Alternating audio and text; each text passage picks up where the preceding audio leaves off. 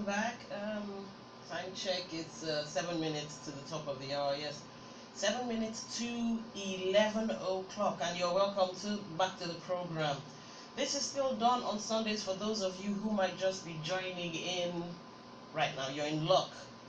Yeah, we still have like 1 hour to go on the program. Okay, so what are we talking about today? Well, I read out something to you. Have you noticed? The first becomes the last. Sometimes someone who started first doesn't quite get to finish, or different things happen. This person starts first, is moving along, and maybe drops off. And you, who, let me call you a late bloomer, bloomed late, blossomed late, and yet overtook that person. And that's basically because our walk, our journey here on earth differs. Just as our faces are not the same, just as even our fingerprints are not the same, so also our walk in life individually differ. Now, I told you I was going to tell you a story about a young man. I met him recently. He runs he runs his own business, and how do I put this now? Okay, do you know those people who, maybe because their parents aren't able to cater to their needs or send them to school, they are sent to go and serve? I think it's called serving. So you go and apprentice in someone else's establishment or shop or business, and you get to learn the trade. Now, after you learn the trade, after a couple of years, of course, you are settled, which is you're given an amount of money to go and open your own shop.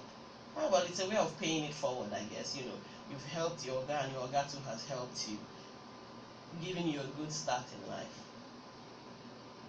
Many times, a lot of these young men, because usually it's men in this kind of position, or boys, are not educated enough. Some are completely illiterate. But it's a wonder to see them being their own bosses, making money, having their own children, having their own lives. Although some might look down on them because they didn't go to school, but they have made something for themselves. Now, I wonder how these young men usually feel when they see their mates possibly going to school, graduating and becoming, big men, so to speak. You can speak English. I wonder how these young men feel when young, educated, and possibly upwardly mobile, men come into their shops where they are apprenticing to require one service or the other. Do they feel small? Do they feel less than? Do they feel inadequate? The answer would be yes. You see, a lot of young men these days who are apprenticing would like to be in your shoes, you educated, upwardly mobile young man. No matter the fact that you might just be suffering, a lot of them yearn to be like you, to be able to open a book and tell you that this letter is A and this one is B, or this means is, or this one means these, Sadly, that is not the case. And no, I'm not making a case for the apprentice. It's a case for humanity.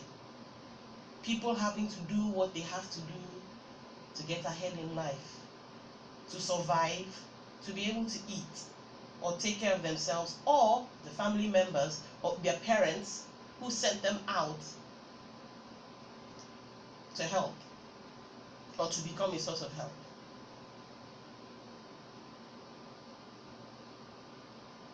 So let me tell you this young man's story. At the age of 14, we shall call him Kanayo. He's of the Eastern extraction. Yes, he's Igbo. So let's call him Kanayo. At the age of 14, with parents who weren't able to take care of him adequately or even send him to school, he was sent away to apprentice in Port Harcourt.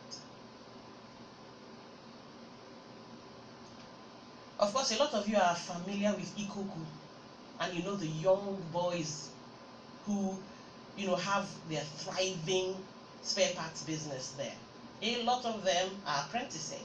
A lot of them sleep in the shops.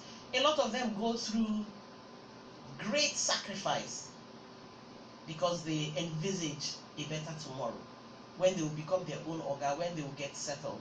Yes, Kanayo was such a person. And he was working for his oga. Now, while working for his oga and hustling in Ikoku, he would learn how to drive. Friends, watching people and all that. He learned in a crude way how to drive. Now, one day, his oga would buy a Volvo 244, and it came with a remote. Now, the oga wasn't quite literate as well, but he probably had served under someone as well.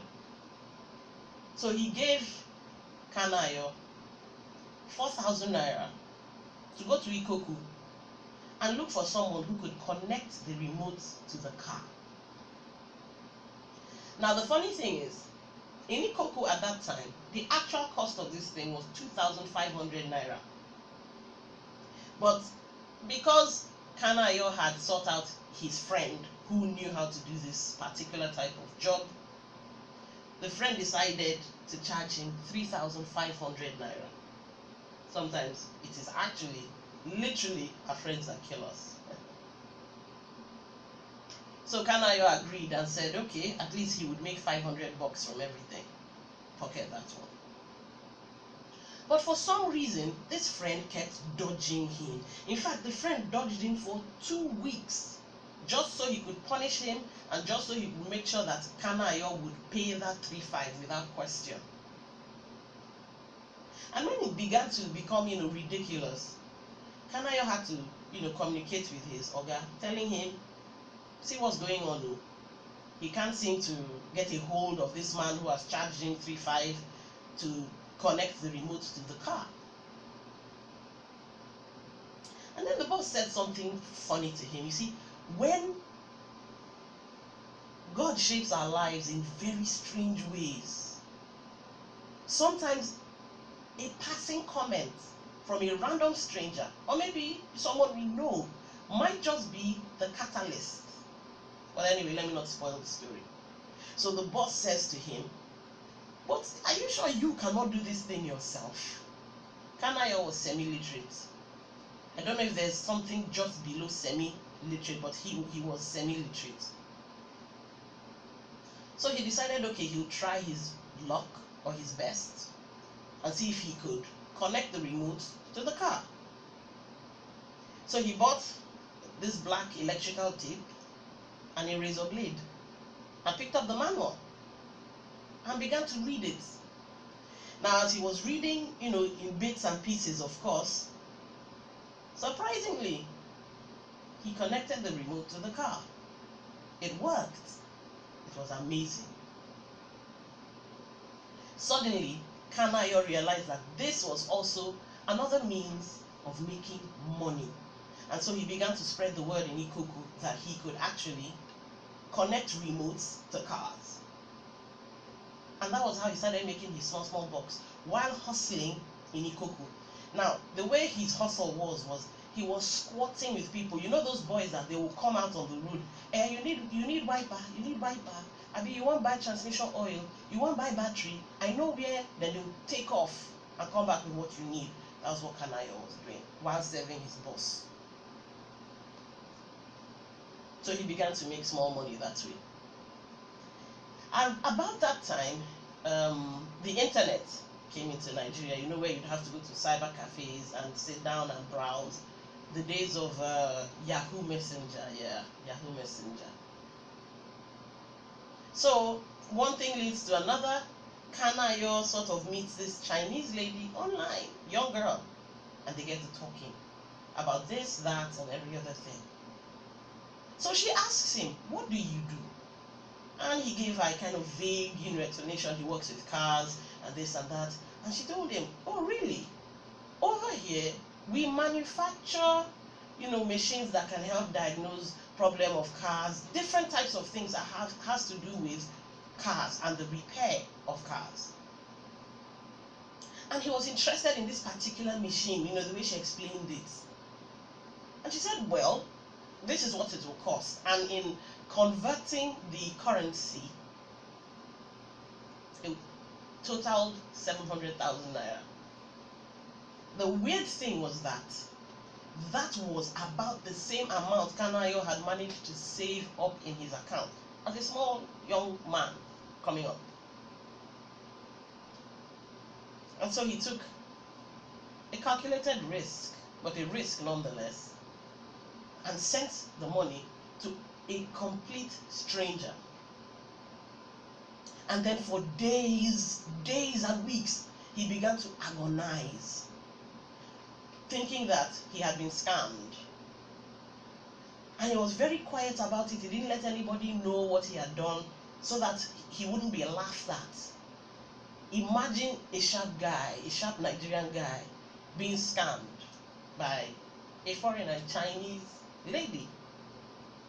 He wouldn't be able to live it down and probably wouldn't have heard the last of it if he had told anybody. And so he was quiet about it. And every day just worrying and wondering. Till one day he decided that he had been scammed. So he would just, leave it like that. Cut his losses, lick his wounds. Now one fine day, while still in Ikoku doing his small hustle, a courier service company, I can't give out the name because free advertising can't do that. But a courier company, the messenger, came looking for him and handed him a box. And he was wondering, what is this? He couldn't quite figure out what it was. So he opened up the box and behold, it was the machine. And he was out of this world with joy. And so he started, diagnosing people's cars with the thing. What the issue was and what the issue was not.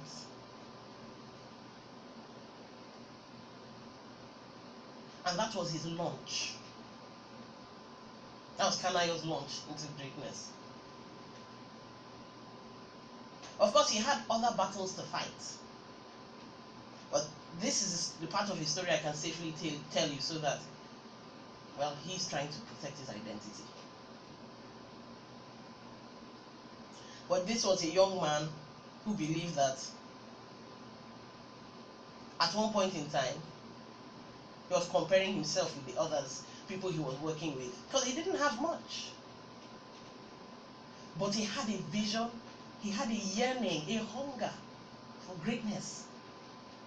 And so he didn't allow anything stop him. Let me tell you a little bit more the peripherals of Kanayo. His company right now, oh my God, it's, if you don't have money, don't just go. And yet, he's one of the most humble people I have ever come to know. He's so nice that sometimes he might say, don't pay, don't worry, leave, I will do the thing for you. Anytime you get money, you give me. That's the kind of person he is. Somebody would come to apprentice in his establishment. And the guy didn't have one naira. Most of these establishments, even in fashion designing, you have to bring some kind of cola, drinks, eggs, garden. They ask for weird random stuff. Now, to apprentice in Kanayo's place, you would need to pay 150,000 naira. This young man did not have shekom. So Kanayo now said, okay, come and be working, no problem. That is him paying it forward. The guy is not even his relative. He doesn't know the guy from Adam, but this is a young man who apparently wants to work, wants to become somebody in life. Let me give this person a leg up. I may not be able to give this person money, but I can give him what he can use to help his life in future. And he just, allowed the boy. And two of them have been working together ever since. And this young man is brutishly strong. Somebody that is an asset to Kanayo's business. But remember when he was 14 years old and had nothing? When he served as an apprentice. He fought so many battles to become who he is today. But he fought it with sense. In spite having to, compare himself to others. Wondering if he would ever be better than he was at the time.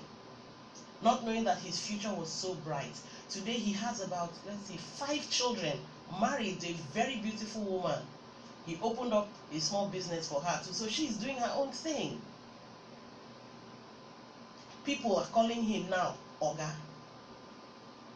At night when everybody leaves for work, he sits behind his computer and he's taking online courses. He's teaching himself, he's growing himself, he's developing. This is from a semi-literate village boy. So who's to say that your time will not come? Who's to say that the little thing you're doing now, that small work that you don't know if, will this thing work out? But every day you show up to keep doing it. It'll work out. You might be wondering, on the verge of giving up, saying, maybe I should try something else. Maybe I should just drop this, maybe I should just close it.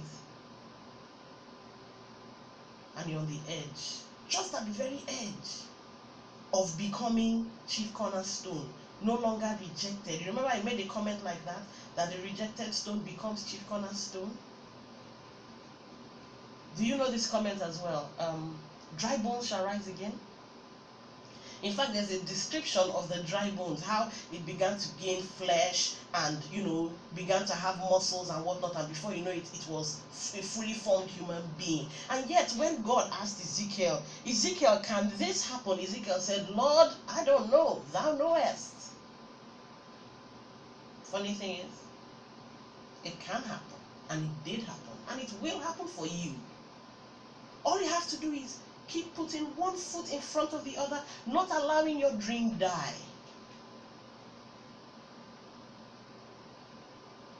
What if Kanayo had not listened to his boss who said, but you might be able to do this thing. Okay, try it and see. What if he hadn't listened? What if he hadn't believed in himself?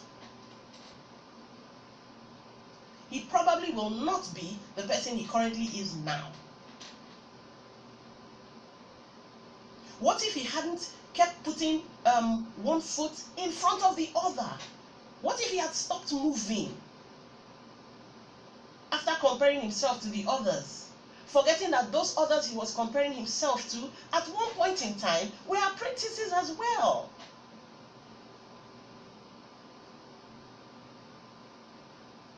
So I'm talking to you today, you who's starting small, you who has to start small, and you're looking at the others and wondering, will I ever reach up to them? You do not need to reach up to them. You should aspire to overtake them, overshadow them, outgrow them.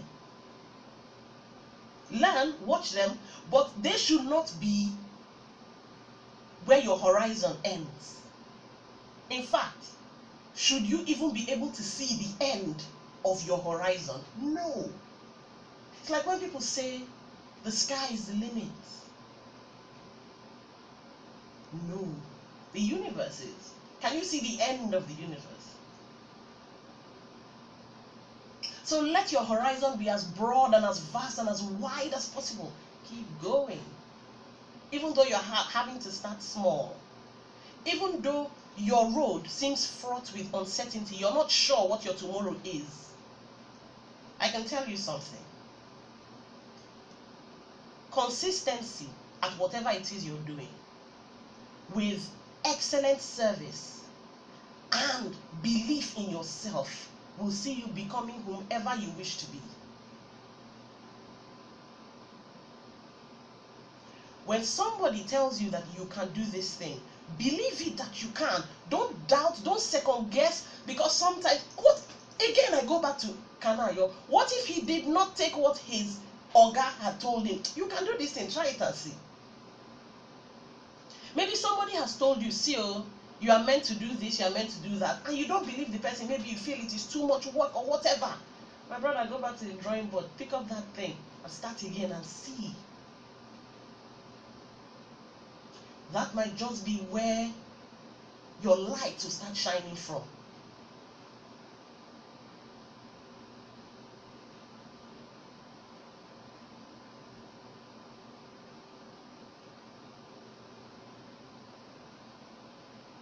Now, this is where I'll bring in Abeg now. Because I know I was supposed to talk about it last week. In doing things in life, in having dreams, in having goals, in having vision, you will come across a lot of people also who will tell you it can't be done. You will come across a lot of people who would speak so intelligently, so wonderfully to you, that you will begin to doubt the road you're on. Now, some of you might find yourself in situations where, when this intelligent person has almost talked you out of your dream, out of your vision, you find yourself going back to such people to tell them, see, this is what I want to do, this is what I want to do, what do you think? And they talk you out of that too. And that's where the Abeg now comes in. How dare you take permission from somebody to live? How dare you take permission from somebody to be? How dare you take permission from somebody before you take a step in the direction of your life? How dare you? Look, I'm not against going to ask advice from people who have made it, from people who help you grow. How do you know somebody who will help you grow? They will always give you good advice, practical solutions in how to do certain things, and not tell you you cannot do this or give you negative suggestions or advice. Many times, a person who is going to help you grow will tell you things that will actually help you grow, give you ideas that can take you to the next level, or open up your eyes to something bigger inside of your vision, but not the one that to kill it by being negative or by putting fear in your body or whatever. And that is where the Abeg now comes from. If you don't have such people who build you up, who give you practical solutions to whatever it is you need to do, either you find them or you push yourself. You find the solutions yourself. You read. Answers are everywhere. Many times they are hidden in books. But it is not for you to take the glory of your life and hide it under your bed or under a bushel by going to meet somebody to take permission from that person before you take a step for your life.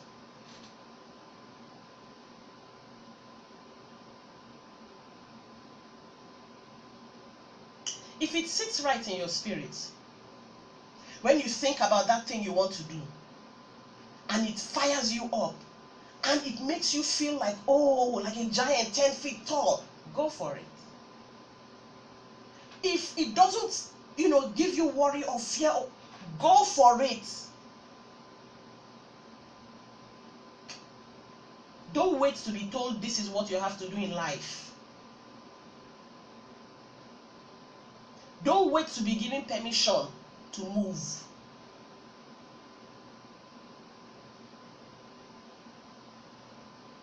If you wait, then you will keep waiting. And what a wait that would be. And what a great disservice to yourself and to the rest of the world who's waiting to see you become.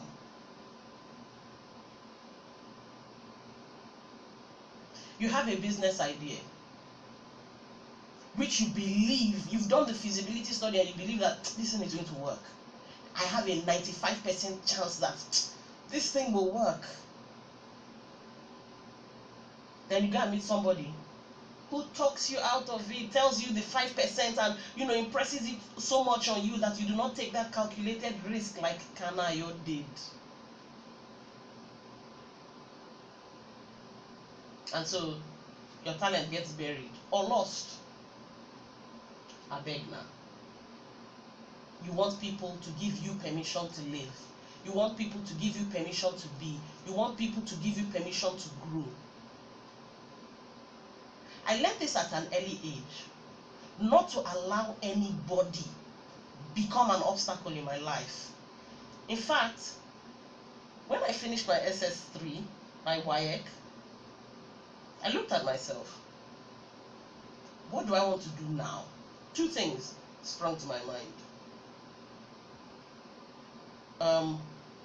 University, definitely, and then wanting to learn how to drive. Now, while I was waiting for university, I went to meet a friend of mine. I was like, I want to learn how to drive because I think it is something that I would need in life. And she was like, what do you need to drive for? This is that. You're a lady, she almost talked me out of it. Almost.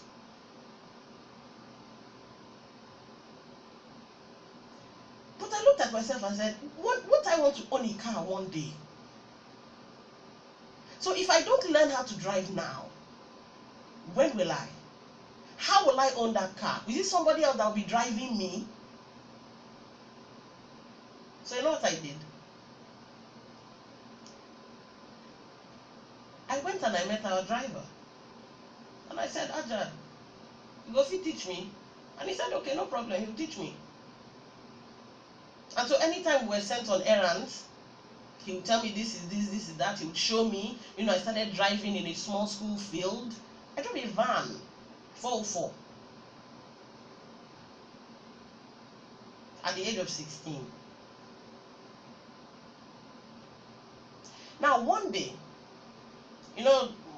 these people that work for our parents or work with us, sometimes they feel they're indispensable. So after learning how to drive, my dad was angry. I don't know why. He was angry when he found out that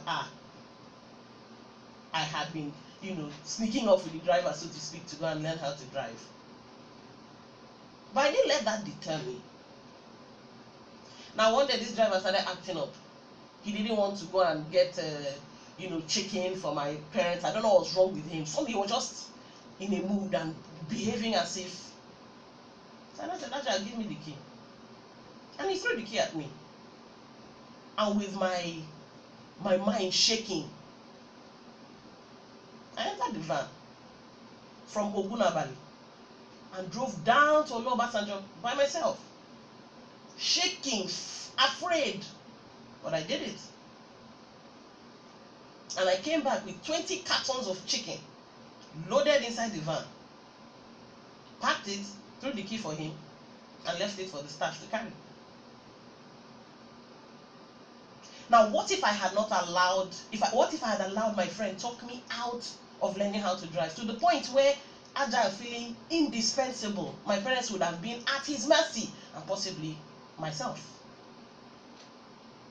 Don't allow anybody be the source of obstacle in your life. Find a way around that thing. And if you fail, beautiful. Yes. If you fail in that calculated risk you took, beautiful. Because at least it shows that you are trying. You're not just sitting down and doing nothing. Beautiful. Fail. Okay, cancel this one. Let's try another road. Like the story I read out to you. So long as there's life and hope, your harvest season will come.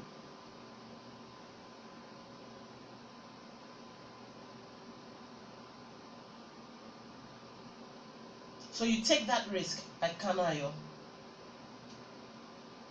I myself, what's the worst that could happen if I do this thing? You know the worst that could happen? I've already said it. I fail. Or I walk into the person's office and I ask for something and they say no. But will I die? No. But you know the funny thing? I take the risk, I go in there, I do that thing, I come out with it. Boom. Or I take the risk, I go ahead, do whatever it is I want to do, and I actually succeed at that thing. Boom.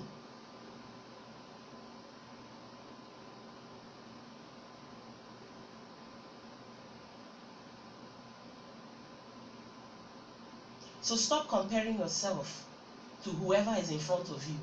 That person is only in front of you right now because that person is supposed to be at that position, and you are where you're supposed to be, that the position you are at that point in time, because that is the position where you're meant to be for that point in time.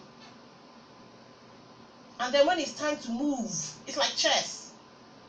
You move this piece, you move that piece, you move. Each piece moves when it is time to move, and not before.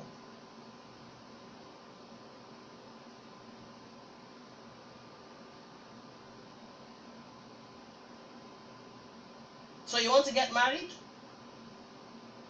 If it's in the cards for you, you will get married when the time comes.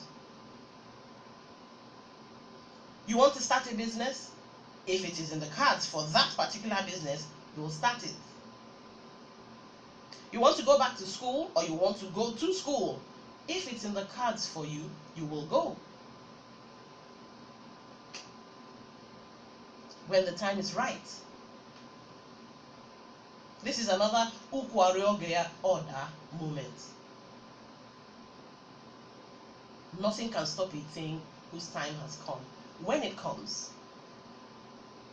But in the process of it coming, I don't ever want to hear you behave in the abeg na manner of going to meet people to tell you how to be, of going to meet people to tell you when to be, of going to meet people to give you permission to be. The only time you should meet somebody to tell you how to be, who to be, when to be, where to be, is if that person gives you ideas for the next level. That is how to differentiate someone who will help you grow and someone who will not. Someone who will not help you grow will just shoot down the idea, put fear in your body or doubt, and that's where it will end. But someone who will help you grow might just show you the pitfalls, the possible pitfalls, but will also tell you, what if you do it like this? They will always give you a practical solution or a solution to that thing you want to do. Or they might add to the thing you want to do. That's how you differentiate between people who will not allow you grow, the abeg na people who you are taking permission from. That's how you differentiate them. And the people who will, they don't care about whether you want to move, whether you don't want to move. They will just give you the answer, say, see how you can do it, and they leave you to it.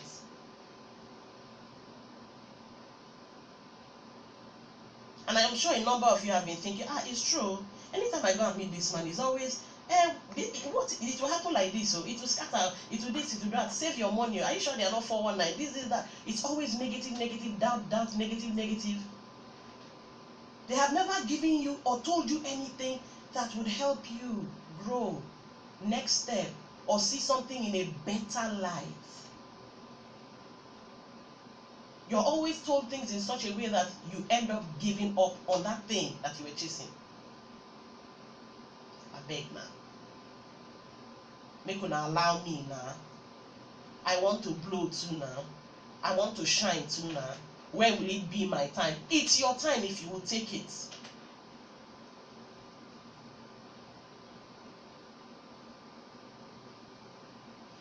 Anyway, like I like to say, yeah, sometimes the program just goes crazy.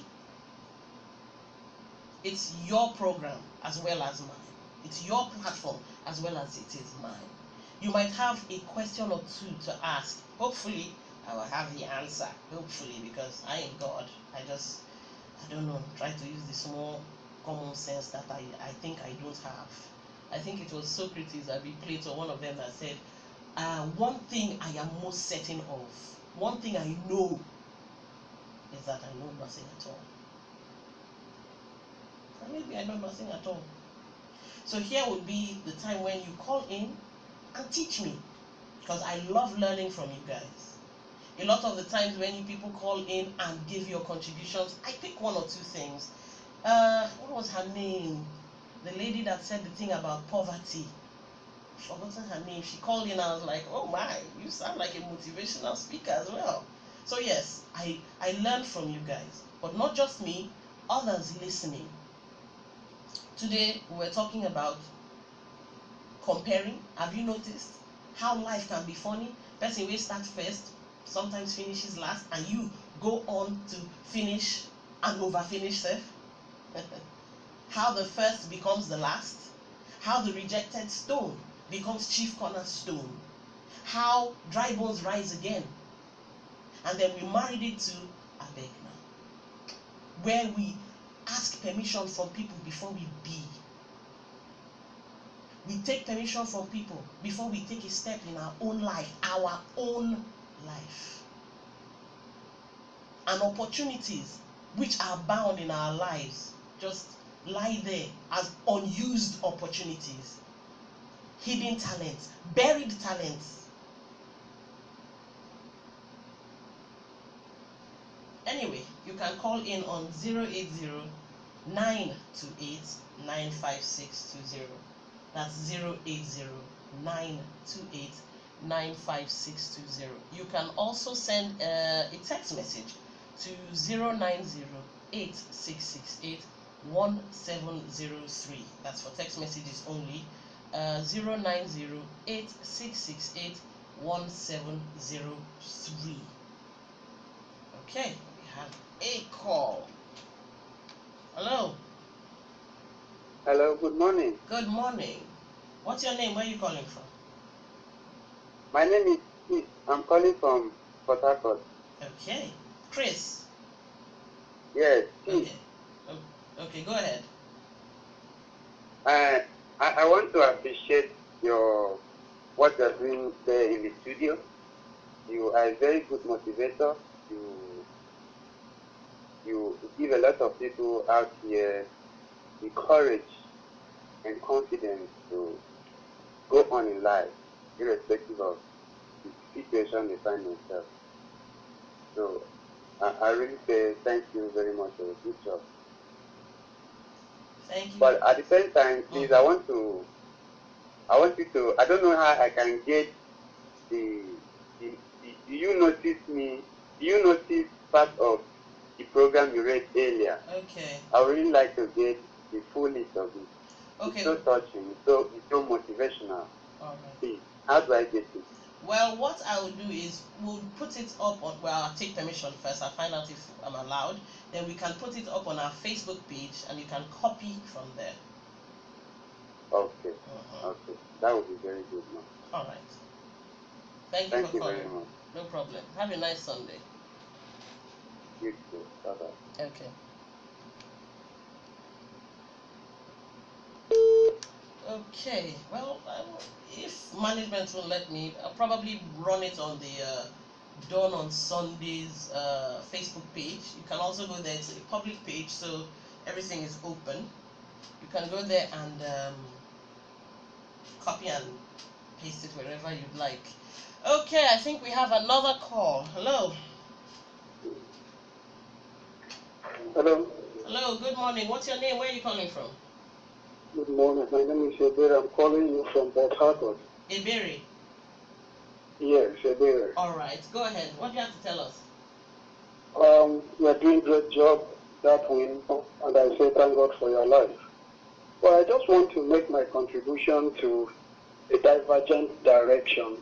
All right. I need you to say something to us from the spiritual angle, because a lot of people are taking permission to take the next step of their life, not necessarily because they are confused or they are not encouraged or self-motivated. But there is so much lies and misconceptions from the spiritual angle. Okay. When somebody is supposed to be doing what he has the capacity and the opportunity to do, is waiting for a prophecy. If he's not waiting for a spiritual direction through prophecy, he is waiting for somebody to navigate him or her by either blaming or falling back to past. Let me buttress this. The man who discovered the electric bulb, Thomas Edison, we were told 999 times, and he kept failing until he tried the last and got it right. And today we have electric bulb. If he should be an African, after trying 1, 2, 3, 4 times, the prophet will be somewhere telling him or her how an ancestral power is stopping him from moving forward. So I need you to shed this light from the point of knowing the mind of God, knowing what it is about the factors that can facilitate talent, opportunities, and life movement in entirety, and encouraging us to know when to hold on and know, in as much as trusting God is compelling, it's not negotiable, but at the same time, people should be confident of what life is all about. Thank you very much. Thank you, Webere, for calling in. That was a very good one. Okay, so I'm coming. Okay, let's see now. How do we do this? I usually say that this program is not, it's spiritual, but it's not religious. God has already put things inside of us. Not just the spirit, but talents. Different types of talents. For some, it's the ability to be able to speak, to convince. For some, the ability to write. For some, the ability to use brute force to, get the job done. For some, it's the ability to build. Different types of talents already reside within us. You don't need a pastor to tell you. You wake up in the morning and you find that you want to draw, or you want to write, or you want to, sculpt something. You don't need a pastor to tell you that, you are meant to be an artist, or you are meant to be a writer, or you are meant to be a civil engineer. It's already inside of you. God has given it to you. Nobody needs to tell you that, see, this is who you are. If you're paying attention to yourself, and that's where conscious living comes in. If you are paying attention to yourself, you will know the line in which you're supposed to walk. It is quite unfortunate that there are some people of God, who have, how do I put this now? Who have twisted the intention or the intent of God in the lives of His children. But that doesn't stop you from going to God yourself. That doesn't stop you from possibly studying your Bible yourself and seeing for yourself what really is. That doesn't stop you from talking to God. See, nobody has, how do I put it now? No one person has a direct line to God. We all do. You can ask God, God, how do I do this thing? And He will bring the answer directly to you in the form of maybe signs, in the form of maybe a small child talking, something. It will happen. You have a direct link to God, not only your prophet or your pastor or your priest, even you.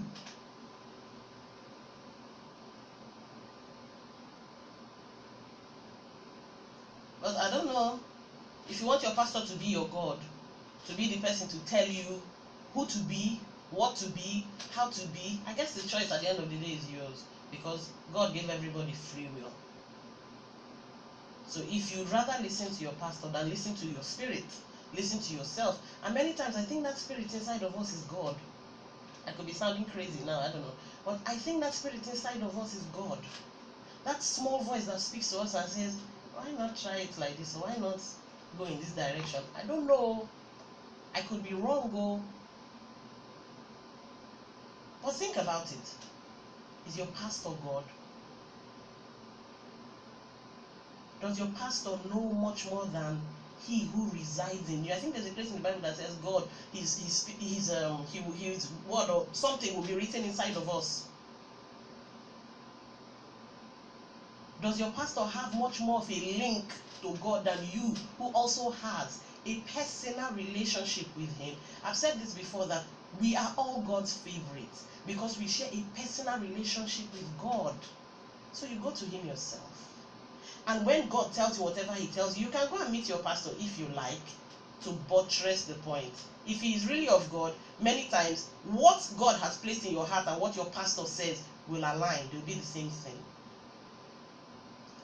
I don't know, shall to be wrong, all these spiritual things.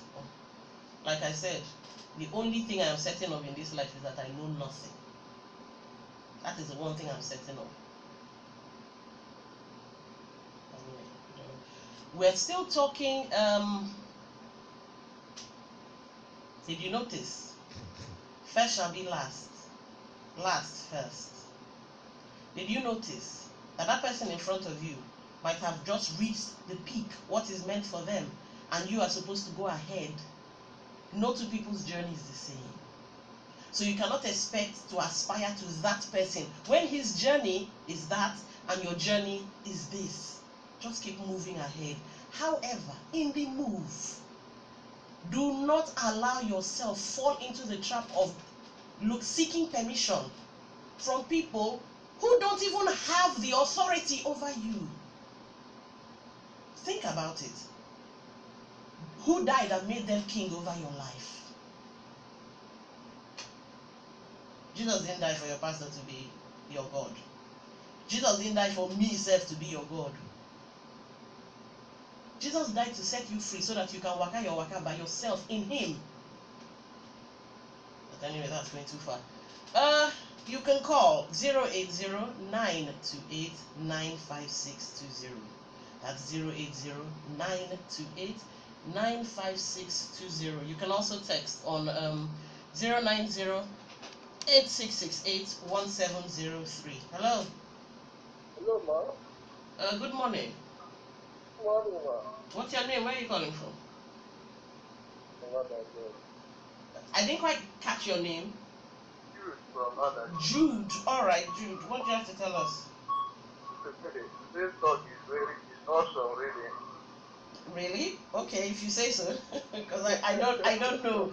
Today's talk is going roundabout. The ministry is growing gradually. Ministry. Please put me down. Well, so